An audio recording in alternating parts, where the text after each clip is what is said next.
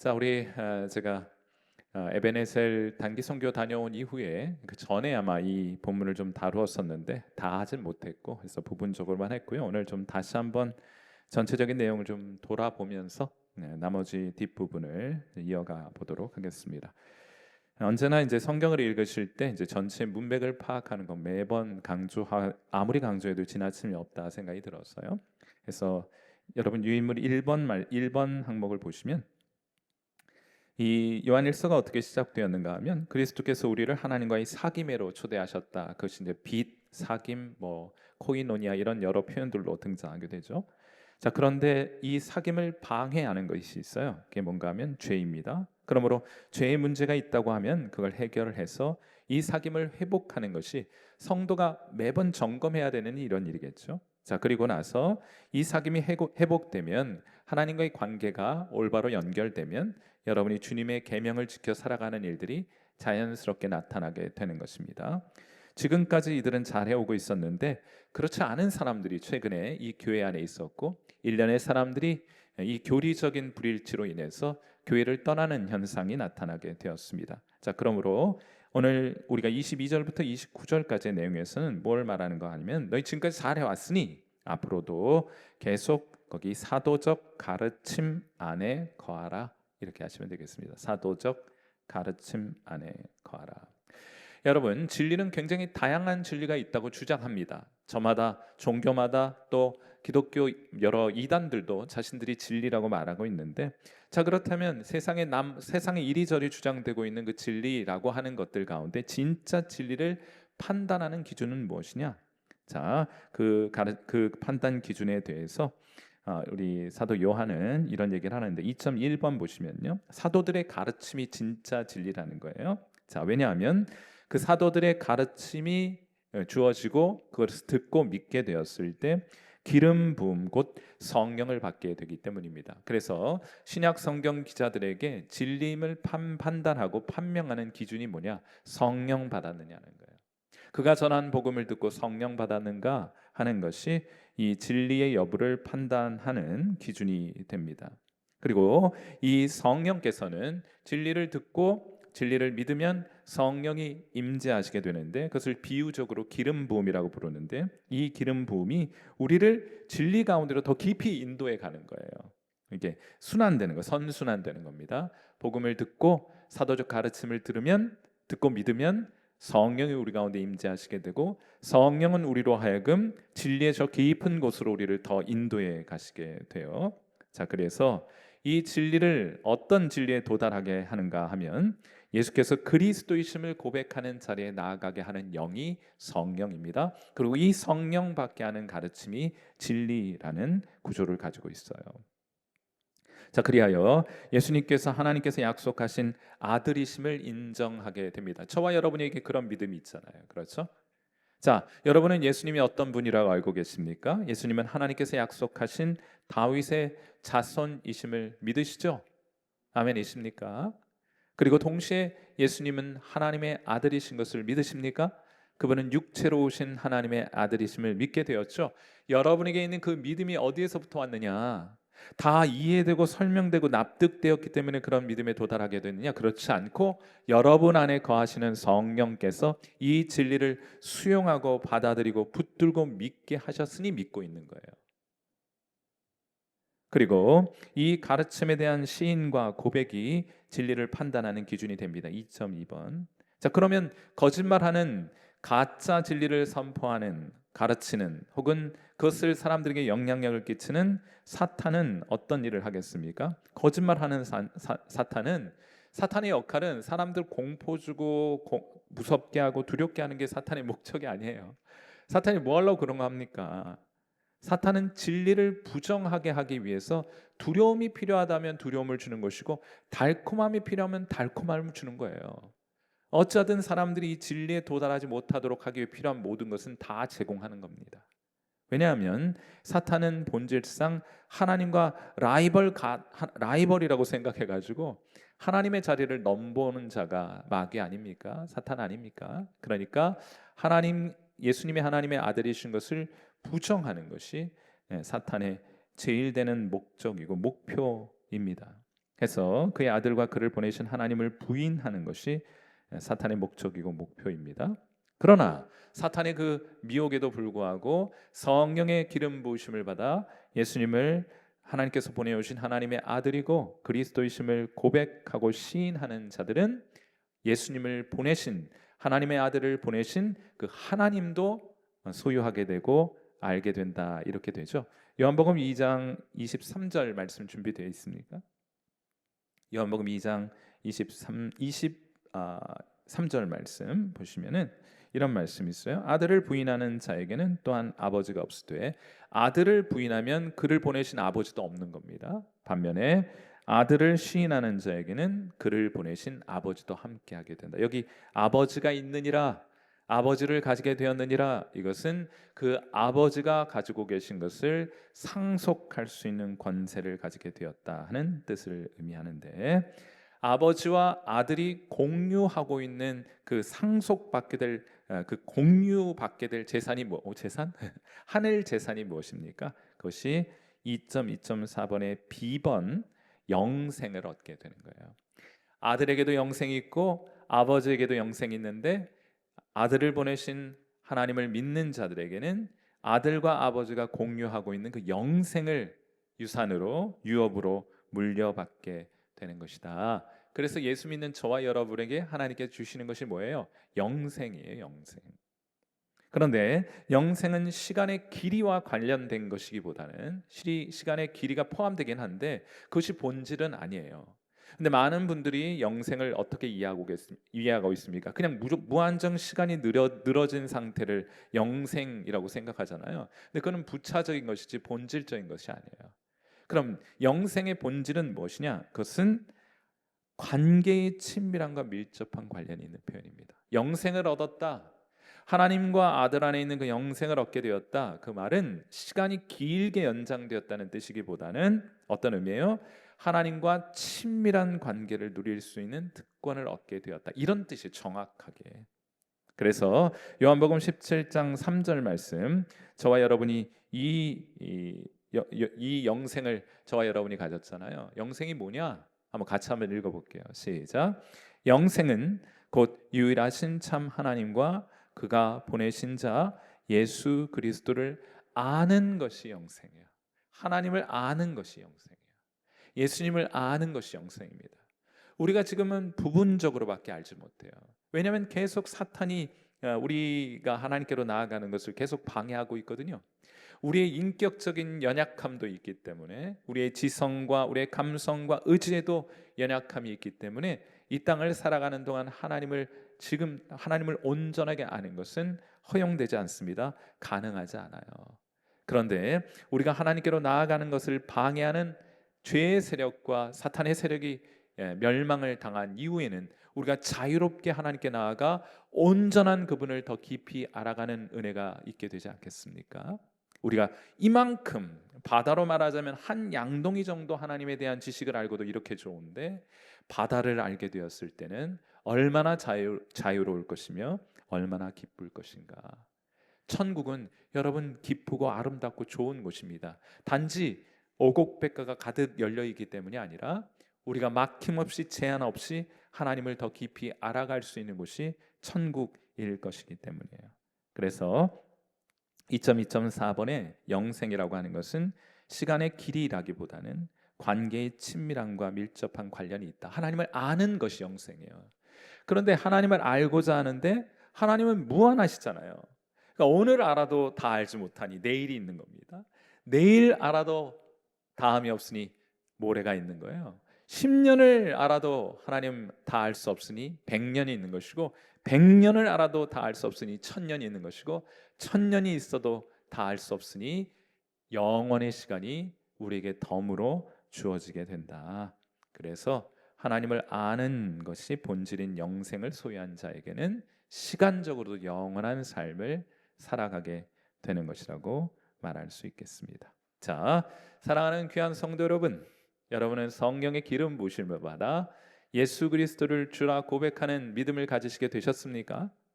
예수님을 주라 고백하는 자들에게 하나님이 하나님을 아는 지식 곧 영생을 허락하여 주셨음을 믿으십니까? 우리는 다 갖지 못했지만은 아직은 완성되지 못했지만은 그러나 이미 하나님을 아는 지식을 가졌다고 말할 수 있겠습니까? 제가 이렇게 한번 여쭤볼게요. 여러분은 하나님이 주신 영생을 소유하셨습니까? 하나님 알고 계세요? 네. 그런 사람들에게는 특징이 있는데 여러분에게도 그런 특징이 나타나는지 한번 살펴보시겠습니까? 영생을 소유한 사람에게는 당연히 여러분 그 주머니 든든한 사람들, 주머니에 뭐좀 들은 사람들 이런 사람들은 어떻습니까? 뭐 이렇게 뭐 나가서 예를 들면은 뭐 어디를 가야 된다든지 뭐 할 때 뭐 걱정이 없잖아요. 그냥 택시 타면 되고 뭐 그거 쓰면 되잖아요. 근데 이게 없는 사람들은 어떻습니까? 이거 이번에 차를 놓치면 어떻게 되나 막 이게 이 나머지 제한돼 있는 이 자원을 효율적으로 사용하기 위해서 늘 노심초사하게 되잖아요. 그러니까 무엇을 소유했는가 하는 것이 여러분이 오늘 어떤 모습으로 살아갈지를 결정해주고 드러내 보여주게 되는데 영생을 소유한 사람들은 여러분 세상에 돈 좀 가지고 있다고 이렇게 어깨 펴고 다니는데 영생을 가진 여러분에게는 어떤 특징이 나타나야 하는 것이 마땅합니까? 자, 요한 1서에 나타난 여러 표현들을 좀 찾아보았어요.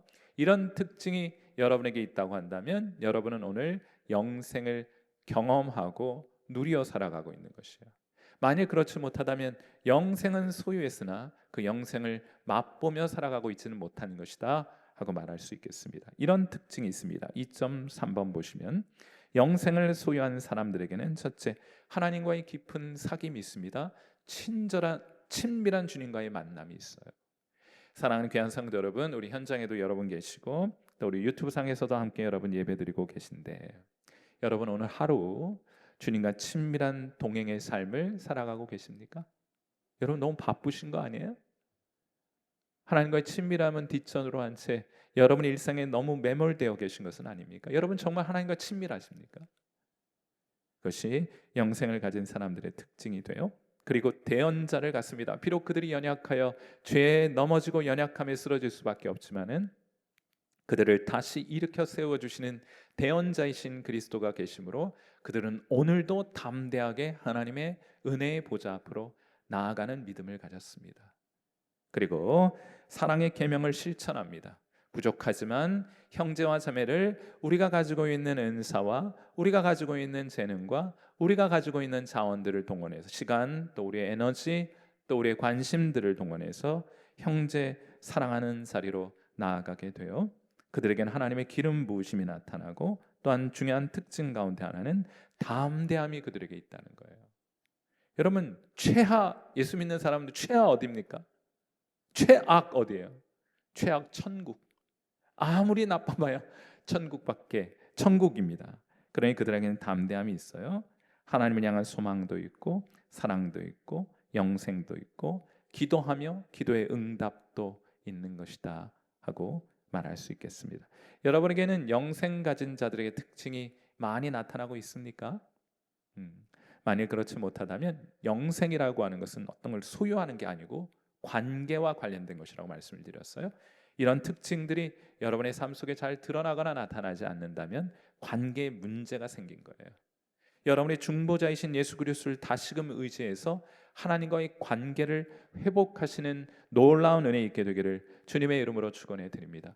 우리는 예수님 처음 믿을 때도 믿음으로 예수 믿는 믿음으로 구원받았고 지금 구원받아 구원의 삶을 살아가는 중에도 예수 믿는 믿음으로 구원의 삶의 유익을 얻으며 살아가는 사람들일 것이고 우리의 마지막 날 주님이 이 땅 가운데 오실 때 우리 최종적인 구원을 받게 될 텐데 그때에도 여전히 우리의 더러운 의와 더러운 옷과 같은 의를 붙들고 의지하는 것이 아니라 예수님 믿는 믿음으로 구원을 받게 될 것입니다. 그러므로 구원은 처음부터 마지막까지 예수님에 대한 믿음에 의해서 판단 나는 것이에요. 판단 나는 것입니다. 해서 오늘도 예수님 견고히 믿는 귀한 믿음으로 오늘을 살아가시는 귀한 은혜 있게 되기를 주님의 이름으로 축원해 드립니다. 자, 이제 3번 항목 들어오시면요. 자, 이제 너희가 지금까지 그렇게 잘 해왔다. 사도들이 너희에게 전한 복음을 잘 보존하여 왔고 그 안에 머물러 있었다. 그러니까 이제 되게 중요한 주제가 하나 등장하게 되는데 오늘 여러분이 읽은 요한 1서 2장 22절부터 29절에는 계속 반복되는 표현이 있어요. 그게 뭔가 하면 진리 안에 거하라 하는 뜻이에요. 자, 거기 진리 안에 거함이라고 쓰시면 되겠습니다. 진리 안에 거함. 거하니까 떠나는 것도 있는 거예요. 그러니까 계속 그 안으로 돌아오라는 겁니다. 그래서 교회는 어떤 곳이냐? 여러분 예수님 믿고 나서 한 뭐 몇 개월 다니면 몇 개월 교회 신앙생활 하시면은 알만한 거 다 아는 거예요. 그럼 교회는 뭐 하는 것이냐? 계속 이거 말하는 겁니다. 왜요? 우리의 심령은 계속 하나님께로부터 떠나요. 하나님 예수님을 의지하려고 하기보다는 예수님께서 우리를 위해 이루신 공로를 의지하려 하기보다는 우리의 것들을 자꾸 의지하려고 하고 세상 것들이 좋아가지고 세상 쫓아가려고 하는 것이 우리의 심령이 있습니다. 그러니 어떡합니까? 계속 이 안에 거하라는 메시지를 교회 오실 때마다 계속해서 듣게 되는 거예요. 그것이 사실은 신앙생활의 전부이기도 합니다. 실패했어요? 다시 일어나 들어오세요. 그것이 일관된 성경의 메시지이고 요한일서의 메시지이기도 할 텐데, 요한일서 2장 24절 말씀 우리 다시 한번 읽어보도록 하겠습니다. 같이 읽습니다. 시작. 너희는 처음부터 들은 것을 너희 안에 거하게 하라. 처음부터 들은 것이 너희 안에 거하면 너희가 아들과 아버지 안에 거하리라. 아멘. 처음부터 들은 것이 뭐예요? 사도들로부터 전해진 가르침이에요. 우리는 역사적인 기독교입니다.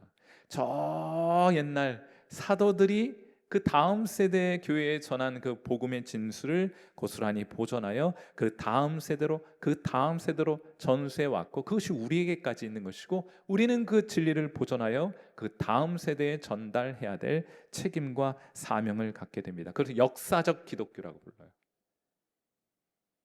여기 거한다라고 하는 것은 도대체 그러면 진리 안에 거한다는 말은 무슨 말이냐? 예수님 안에 거한다는 말은 무슨 말이냐? 이게 비유적인 표현일 텐데요. 예를 들면 장소가 있어서 성일교회 본당 안에 거한다. 그럼 여러분이 개념적으로 이해하실 수 있어요. 여기 오면 되니까. 지금 여기 그 유튜브 상에서 예배 드리는 분들은 여기 못 거하는 거예요. 그렇죠? 여기 와야 거하는 거니까. 그런데 그렇게 말하고 있지는 않죠. 자, 그렇다면 성경에서 이 진리 안에 거한다는 말은 어떤 의미를 갖는 것이냐? 그와 관련해서 우리가 좀 정의해 보고 싶은 것은, 거한다는 것은 3.1.2번에 말씀을 통해 역사하시는 성령에 반응하라는 뜻입니다. 어떤 장소에 머물라는 뜻이 아니에요. 그러면 쉬워요. 신앙생활은 어디 가면 되니까. 어디 가면은 그 안에 거하게 되는 것이 너무나 명확하니까. 그런데 성경이 말하는 거한다는 것은 그런 의미가 아니고 말씀을 통해 역사하시는 성령에 반응하며 살아가는 것이 거한다는 말의 정확한 의미입니다. 자, 예수님께서 이 거한다는 의미를 해설해 주시기 위해서 비유를 하나 들어주셨는데, 그게 바로 포도나무와 가지의 비유입니다. 거기에 거함이란 뜻이 거한다는 개념이 소개가 되는데, 거기 빈칸에 한번 적어보세요. 3.1.3번 말씀의 거함이에요. 예수님께서 우리에게 거하라라고 말씀하실 때, 진리 안에 거하라, 내 안에 거하라라고 말씀하실 때, 그 거한다는 말의 의미는 말씀 안에 거한다는 의미와 정확하게 일치한 것이다. 자, 그런 의미에서 요한복음 15장 4절부터 7절, 이게 신앙생활에 있어서 이게 얼마나 중요한지 몰라요.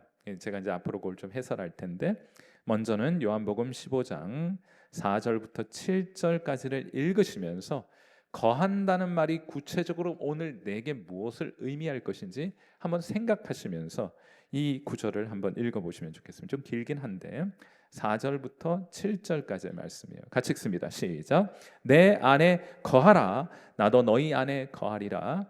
가지가 포도나무에 붙어있지 아니하면 스스로 열매를 맺을 수 없음 같이 너희도 내 안에 있지 아니하면 그러하리라. 나는 포도나무요 너희는 가지라. 그가 내 안에 내가 그 안에 거하면 사람이 열매를 많이 맺나니 나를 떠나서는 너희가 아무것도 할 수 없음이라. 사람이 내 안에 거하지 아니하면 가지처럼 밖에 버려져 마르나니 사람들이 그것을 모아다가 불에 던져 사르는. 자, 거기까지 보시면 예수님 안에 거하라는 거 알겠어요. 그러고 싶어요. 예수님 무슨 장소면 내 거기 안에 들어가 있을 것 같아. 수영장 같으면 그 안에 그냥 풍덩 빠져 있을 것 같아. 근데 우리 예수님 보이십니까? 아니 설령 보인다 한들 그분 안에 어떻게 해집고 들어갑니까?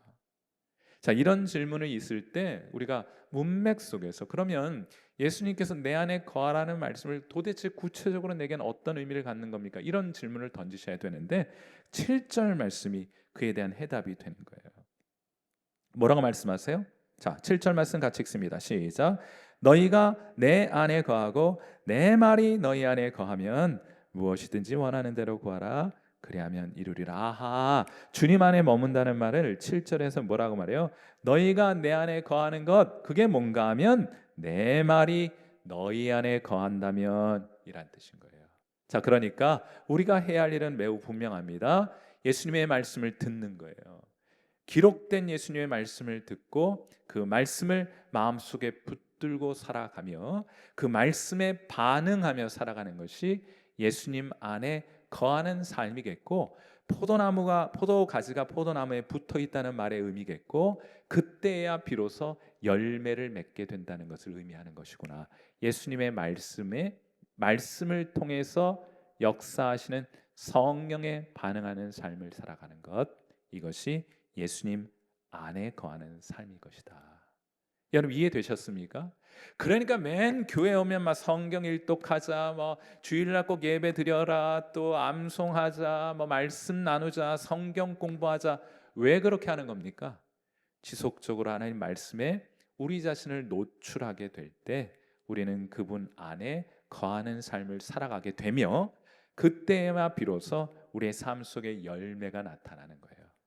신앙적으로 열심히 있는 분들이 항상 경계하고 조심해야 될 것이 있습니다.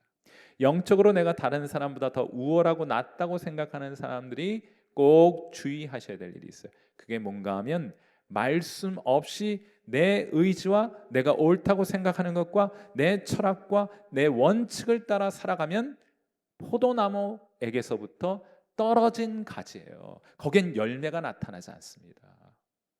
다른 사람들에게 보여지기는 좋아요. 그게 대표적인 사람들이 누굽니까? 바리새인들 아니에요? 그런 식으로는 열매 맺어지지 않습니다. 그러니 날마다 주님의 말씀을 듣고 그 말씀에 반응하게 될 때 자연스럽게 맺혀지는 것이 성령의 열매요, 주님께서 우리에게 허락해 주시는 삶의 인격의 구령의 열매가 되는 거예요. 말씀이에요. 그래 처음부터 끝까지. 네. 그래서 개신교회가 천주교로부터 갈라져 나오면서 종교개혁 당시에 가장 우선적으로 외쳤던 구호가 뭐예요? 오직 성경으로. 오직 성경으로. 그래서 성도들은 언제나 이 성경으로 돌아와 그 성경을 통해 우리에게 말씀하시는 주의 음성에 귀 기울이게 될 때 주님 안에 거하는 삶이 가능한 것이고, 주님께서 우리 가운데 허락하시는 열매 맺는 삶이 비로소 가능해지는 것이다. 그러니 말씀 없는 신앙은 없는 거예요. 신앙처럼 보이는 건 있을 줄 모르지만은 신앙은 없는 겁니다. 똑같은 계란이어도 무정란과 유정란의 차이가 있잖아요. 똑같은 계란처럼 보이고 프라이하면 똑같아요. 근데 결정적인 차이가 있습니다. 어미닭이 품고 있어요. 무정란은 아무리 오래 품고 있어도 열매 맺어지면 열매란다. 새끼 나옵니까? 못 나옵니까? 새끼 나오지 않습니다. 왜요? 그 안에는 생명이 있지 않기 때문이에요. 유정란은요, 시간이 지나면 생명이 꿈틀거리고 깨뜨리고 나오게 된다. 여기에 결정적인 신앙의 차이가 있다 할 것입니다. 그러니까 신앙생활을 막 이것저것 해야 된다 리스트 만들어 놓고 뭐 이거 해야 된다 저거 해야 된다 이렇게 만들어 놓고 그 리스트 점검해 가면서 나 이것저것 다 했다 그러니 나 신앙 좋다, 무정란 신앙입니다. 우리가 해야 될 일은 뭐예요? 하나님의 말씀을 겸손한 혹은 경청하는 귀를 가지고 하나님의 말씀을 듣는 거예요. 지금 여러분처럼 우리처럼 그렇게 하나님의 말씀 앞에 우리의 심령의 반응을 주실 때 응답하고 순종하는 삶을 살아갈 때 여러분이 기대하지도 않았던 삶의 열매가, 영혼의 열매가 여러분을 통해 맺혀지게 되는 것이다. 언제나 그러므로 성도들은 성경애로 돌아가야 하는 거예요. 여러분이 하나님과의 관계가 나빠지면요, 그거 뭐 따로 다른 거 확인해 볼 필요 없습니다. 뭘 보면 됩니까? 여러분이 하나님의 말씀과의 거리를 측정해 보면 정확하게 하나님과 여러분 사이의 친밀도를 측정해 볼 수 있어요. 정확합니다. 그런 구조로 되어 있기 때문에 구원의 삶이. 여러분 말씀드렸던 것처럼 우리가 좀 느슨해질 수 있습니다. 또 언젠가 매일같이 성경 읽고 그 앞에 반응하고 감격하고 감동했던 것이 어느덧 여러분에게 사라져 버렸을 수도 있어요. 다시 시작하면 됩니다. 누가 있기 때문에 여러분의 대언자가 있다고 우리 요한일서를 통해 이미 확인한 바 있잖아요. 여러분의 변호사가 계시니까 다시 시작하면 돼요. 말씀을 통해서 하나님과의 영적인 감각을 다시 회복시켜 가시면 됩니다. 자, 그러면 어떻게 해야 되나? 자, 우리 진리 안에 거하는 것은 어떻게 해야 되나? 우리 3.2번 보시면 제발 인간적인 노력으로 신앙의 열매를 맺으려고 하는 시도를 즉각 중단하셔야 합니다. 여러분 3.2.1번 보시면 요한은 구원의 메시지와 인간의 반응을 결코 대등하게 보지 않아요. 제가 이걸 한번 도표로 만들어 보았는데 3.2.2번에 보시면 인간의 반응은 하나님의 말씀이 없이는 반응이 안 나타나요. 그러니까 거기 발생이라고 적어보세요. 하나님의 말씀에 의해 발생해요. 아브라함은 믿음의 조상이잖아요. 그렇죠? 그냥 하나님과 무관하게 아브라함에게 믿음이 있었던 게 아니에요. 그러면 아브라함의 믿음은 언제 생긴 겁니까? 하나님께서 나타나셔서 자손을 약속해 주셨을 때 그 말씀이 아브라함에게 주어졌을 때 그 반응으로 아브라함에게 나타났던 게 믿음이에요. 그러니까 성경에서는 하나님 말씀 없는 믿음은 없는 겁니다. 믿음 좋다고 말하는 사람들이 저 형제 예를 들면 저 집사님 믿음 좋다고 뭘 보고 믿음 좋다는 거예요. 뭘 보고 보통 믿음 좋다고 해요. 교회에서 신앙생활 열심히 하고 봉사 많이 하면 믿음 좋다 하잖아요. 그렇게 되는 게 아니에요. 물론 그렇기도 하겠지만 진짜 중요한 건 뭐냐면 하나님 말씀에 반응하는 것이 믿음이에요. 그러니 언제나 하나님 말씀으로 돌아갈 것인데 제가 여기 지금 잘못된 신학과 올바른 신학 A하고 B를 구별하는데 오늘 여러분이 이 자리 잘 오셨습니다. 사실 완전히 땡 잡으셨어요. 이것만 알아도 얼만가. 사실 이것들을 알지 못한 채 평생을 잘못된 신앙하다가 하나님 앞에 가서 여러분 책망받는 일들이 있지 않겠어요? 이것만 알아도 얼마인가 이런 생각이 들어요. 잘못된 신학은 굉장히 그럴싸합니다. 그리고 많은 신앙적인 열심 있는 사람들이 이 오류에 자꾸 빠지게 돼요. 그게 뭐냐? 거기 하나님의 말씀이 있어요. 그 말씀은 내가 붙들어야 구원을 받는다는 하나님의 말씀과 내 선택과 내 의지를 동등한 것으로 이해하려고 하는 신앙 경향이 있습니다. 하나님의 말씀이 있어요? 그것만 가지고는 안 돼. 내가 그걸 선택해야 돼. 그래야 구원이 완성돼요. 그러니까 하나님의 말씀이 반쪽, 내 선택이 반쪽, 이렇게 둘이 반쪽 합쳐져서 구원이 이루어진다라는 신앙을 가진 사람들이 있습니다. 이걸 인본주의라고 하는 거예요. 이거 좀 더 나가면 자유주의라고 하는 겁니다. 왜냐하면 나중에는요 하나님 말씀과 내가 대등하게 하다가 항상 나를 더 높여요. 그 자유주의, 자기 중심의 신앙, 자기를 드러내는 신앙, 자기를 놓지 않는 신앙, 인본주의고 자유주의적인 신앙을 가지게 된다. 열매가 나타나지 않습니다. 특히 제가 신앙적인 열심히 있는 분들에게 자기 주장과 자기 신앙 철학이 강한 신념이 강한 분들에게 경고하고 주의를 기울여야 될 부분이라고 말씀을 드리고 싶어요. 결국 인본주의로 빠지게 돼요. 내가 신앙의 중심이 돼요. 심지어는 그 말씀도 내가 선택했으니까 내가 말씀보다 우위에 있어요. 성경에서 가르치는 믿음은 그런 거 아닙니다. 그럼 올바른 신앙은 어떤 것이냐?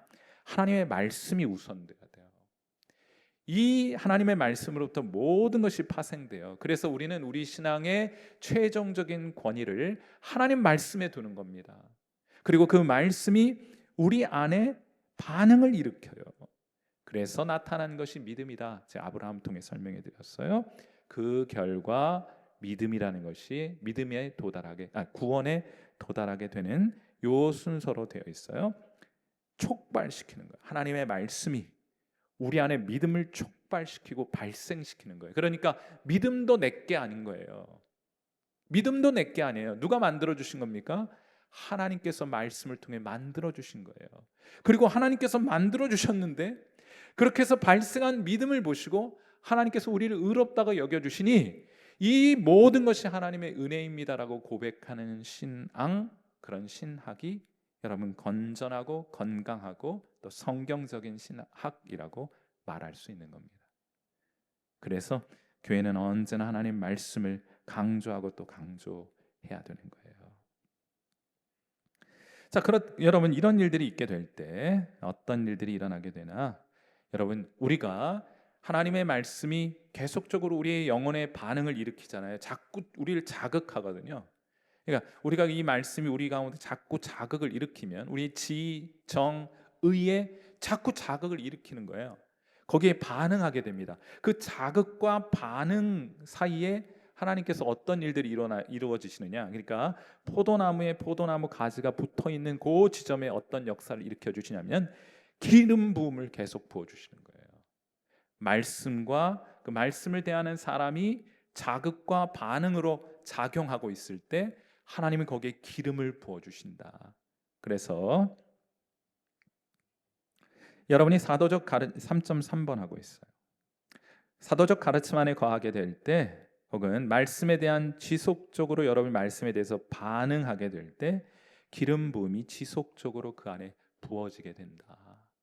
이 성령 충만한 게 말씀 충만한 거예요. 그러니까 이게 어떻게 보냐면 되게 유기적으로 이렇게 연결이 되어 있기 때문에 그거는 전체적으로 다 이해하셔야 돼요. 이게 막 다 막 맞물려 있어요. 그래서 여러분이 이런 일들을 하나님의 말씀 앞에 지속적으로 반응해가는 과정 안에 하나님의 기름 부으심이 그 위에 있는 것이다. 자, 그때 기름 부음에는 두 가지 차원이 있습니다. 하나는 개인적인 차원이 있어요.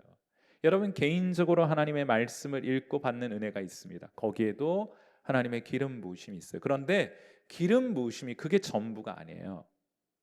그러니까 우리는 하나님의 기름 부으심이 이거로 충분해라고 말할 수 있는 우리 그렇게 말할 수 없습니다.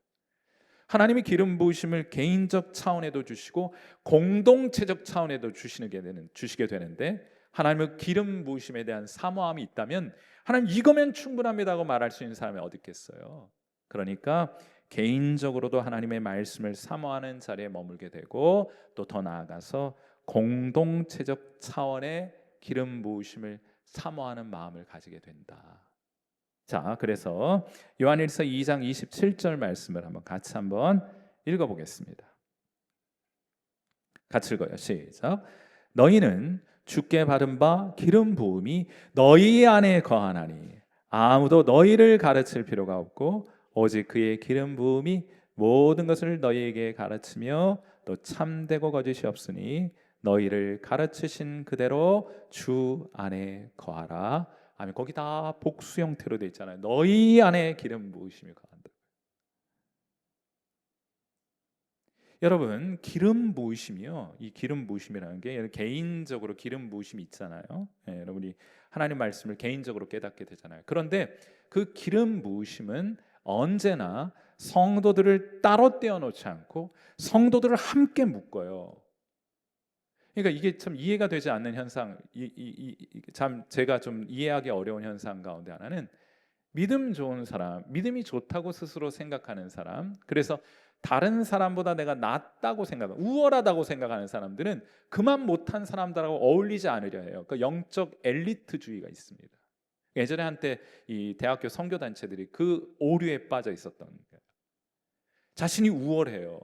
그런데 성령께서는 언제나 우리에게 기름 부으심을 부어주시고 우리로 하여금 공동체의 일원이 되어 그 공동체에 부으시는 기름 부으심까지 경험할 수 있도록 인도하시는 거예요. 그러니까 아무리 못났어도 교회의 일원이 되어 섬기고 사랑하는 자리로 우리를 초대하시는 구원의 방향이 그렇단 말이에요.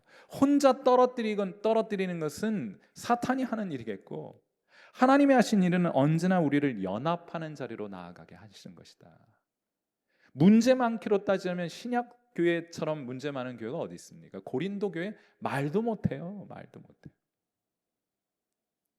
그럼에도 불구하고 하나님께서 각양 은사를 교인들에게 부어주셔서 그 은사를 가지고 성도들을 섬기며 서로 사랑하며 지내는 연약한 투성인데, 나도 연약하고 쟤도 연약한데 하나님 내게 주신 이 은사를 가지고 연약하지만 성도들을 돕기 위해 나를 거절하고 상처를 주었지만 또 그에게 나가 그를 섬기려고 하는 그 교회의 모습을 하나님께서 저 천상의 존재들 앞에 자랑하시겠다는 게 에베소의 메시지예요.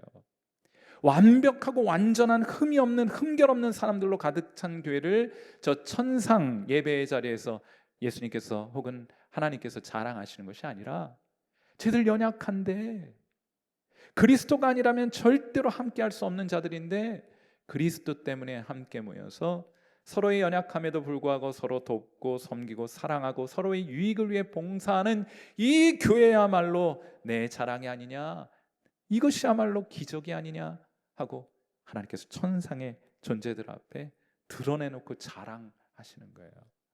그러니까 하나님의 자랑이 되는 교회는 어떤 교회냐? 연약함이 없는, 여러분이 생각하기에 이상적으로 생각하는 그런 교회가 아니라, 그런 교회는 이 땅에 없어요. 진짜 하나님께서 자랑하는 교회는 어떤 교회입니까? 연약함 투성인데 서로 사랑해요. 아니, 사랑하려고 애쓰고 노력해요. 하나님께서 그런 교회를 자랑하시는 교회이다. 우리 교회가 그런 교회 되었으면 좋겠다. 이상적인 교회 만들어 놓고 그거에 짜맞추는 그런 교회가 아니라 연약함 투성이지만 서로 용납하고 사랑하고 돕고 섬기며 그래야 한 몸으로 세워가는 교회야말로 하나님이 자랑하시는 교회가 될 것이다. 그런 공동체적 차원의 일들이 기름 부으심이 있게 되는 거예요. 그런데 이제 극단적인 신앙하는 사람들 항상 있어요. 특별히 이제 영적으로 똑똑하다고 생각하는 엘리트주의자들이 있습니다. 그럼 여기 지금 요한일서 2장 27절 말씀 다시 한번 좀 올려주세요. 거기 보면 어떤 말씀이 있는가 하면, 너희는 주께 받은 바 기름 부음이 너희 안에 거하나니 아무도 너희를 가르칠 필요가 없어. 왜냐하면 기름 부으심이 성령께서 나를 가르쳐 주시는데 뭐 하려고 다른 사람의 가르침을 받을 필요가 있을까? 이런 주장을 하는 사람들이 실제로 있습니다. 혼자 신앙생활 하시는 거예요. 그래서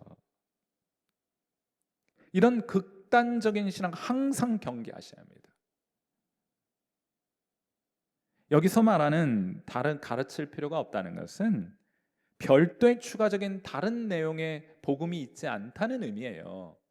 또 뭔가 이 영지주의자들 염두에 두고 아마 쓴 것 같은데, 이게 뭔가 하면 우리가 아는 지식으로는 충분하지 않아요. 그러니까 별도의 또 다른 지식이 너희의 지식을 보완해야 완벽해진다, 이런 주장을 하는 사람들이 있습니다. 다 뭐 신천지니 뭐 이런 이단들 다 그런 거예요.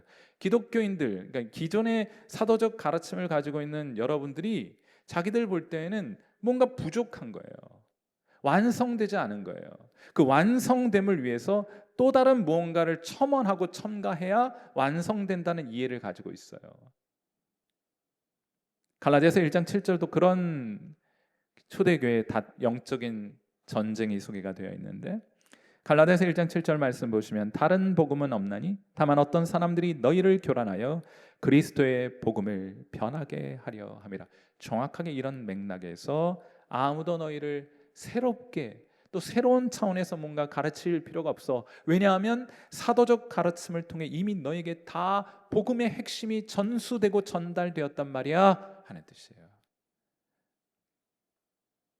똑같은 문제가 사도 당시에도 있었고 지금도 있습니다. 그래서 뭔가 특별한 영감과 특별한 계시가 더해진 가르침을 강요하거나 그것을 가르치는 자들이 있는데 다 이단들이 그런 일을 하는 거예요. 다른 거 없습니다. 우리는 이미 다 받았어요. 누구로부터? 사도들의 가르침의 전승으로부터 우리가 배워야 할 영적인 진리를 모두 소유하게 됐다. 물론 우리 연약함 때문에 다 알지는 못해요. 그래서 여전히 교회 안에는 영적인 은사를 가진 사람들, 성령의 은사 가운데 가르침의 은사를 가진 사람들의 도움을 받을 필요가 발생하게 되는 것이다 하는 거예요. 고린도전서 12장 7절 말씀, 각 사람에게 성령을 나타내심은 뭐하게 하기 위해서? 유익하게 하기 위하여. 그래서 어떤 사람에게는 하나님께서 말씀을 가르치는 은사를 주시기도 하고 다양한 은사를 주셔서 서로 은사를 교회 안에서 선용하여 활용하여 사용하여 서로의 유익을 도모해 가며 함께 성장해 가는 그림, 이것이 하나님께서 교회에 관하여 가지고 계신 그림입니다. 만일 그렇지 않았더라면 각자에게 기름 부으심이 있어서 성령께서 다 가르쳐 주시니까 사람들 의지할 필요 없고 직통 계시로만 하나님께 말씀을 배운다고 가정을 한다고 하면 그 가정이 옳은 것이라고 한다면 거기 제가 3.3.2번에 C3, C3 그렇지 않다면 거기 뭐가 들어가면 됩니까? 찾으셨어요? 그렇지 않다면 다른 사람으로부터 뭘 배울 필요가 없다면 거기 요한일서 자체도 필요하지 않았을 것입니다. 그렇지 않겠어요? 요한일서는 뭐하러 필요해요? 성령의 기름 부으심 가르쳐 주실 텐데. 그러니까 여러분이 이런 성경 구절들을 문자적으로 이해해서 진짜 이렇게 성령의 기름 부으심이 있으면 다른 사람의 도움 없이 얼마든지 진리를 알 수 있네, 이런 가르침이네 라고 균형을 잃어버린 채 성경을 이해하게 되면 전혀 다른 종류의 신앙을 하게 될 것이다. 그래서 여러분 잘 훈련받는 것이 필요한 거예요. 자, 그래서 거기에 요한일서 자체도 필요하지 않을 것입니다. 요한일서가 필요하다는 것은, 존재한다는 것은 여전히 은사를 가진 분들로부터 잘 배우는 것이 필요하다는 것을 반증해 주는 것이라고 말할 수 있을 것이에요. 자, 그렇게 하여 이 믿음 안에 진리 안에 거하는 자들에게는 영원한 생명을 약속으로 주시고요. 4.2번 미래에 대한 소망을 우리에게 허락해 주십니다. 그리고 4.3번 그리스도께서 재림하시게 될 텐데 우리 하나님 약속이 확실한 것임을 확실한 것임을 입증해 주시기 위해서 예수님은 반드시 이 땅 가운데 임하시게 될 것이다. 이게 이제 사도 요한의 그 미래에 대한 종말에 대한 확신이에요. 적 그리스도도 옵니다. 그러나 약속의 성취를 위해 예수님도 오시게 되는 거예요.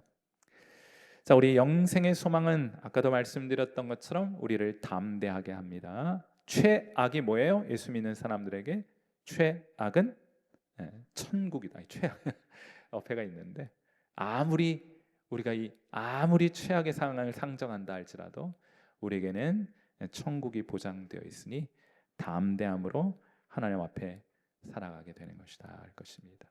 사랑하는 성도 여러분, 말씀드렸던 것처럼 언제나 우리의 믿음은 아무것도 없는 것에서 발생하는 것이 아니라 하나님의 말씀이 있게 될 때 발생하게 되는 것이므로 하나님과의 관계가 멀어졌거나 깨어져 있는 분들은 다시금 말씀 앞으로 나아가는 방법 외에 여러분의 신앙과 구원의 삶을 회복할 그 구원의 기쁨을 회복할 다른 방법을 성경이 알고 있지 못합니다. 그러니 다시금 하나님 말씀 앞으로 나아가 하나님의 말씀의 은혜를 경험하시는 저와 여러분 되시기를 이 밤 주님의 이름으로 축원해 드립니다.